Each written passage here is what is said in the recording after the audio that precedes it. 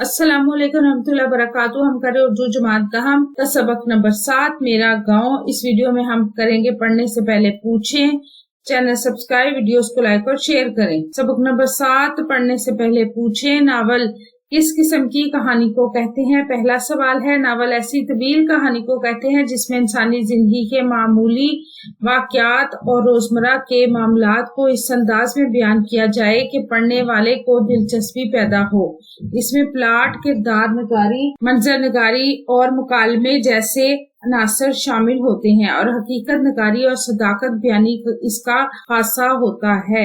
दूसरा सवाल है, नावल किस ज़बान और अदब के ज़ेरे असर उर्दू में आया? नावल मगरबी असर के साथ उर्दू में आया। नावल से पहले उर्दू में दास्तान और किस्से कहानियां मौजूद थे। डिप्टी नज़ीर अहमद देहलवी को उर्दू के पहले नावल नगार के तौर पर याद किया जाता है। इनका नावल मरातुल अरूस जो 1869 में शाया हुआ उर्दू नावल का पहला नमूना समझा जाता है। वीडियो कैसी लगी? चैनल जरूर सब्सक्राइब करें, वीडियोस को लाइक और शेयर कीजिए, कमेंट करके बताएं मज़ीद कौन से वीडियोस देखना चाहते हैं। अपना और अपने पैरों को रखें ढेर सारा ख्याल। अल्लाह हाफिज।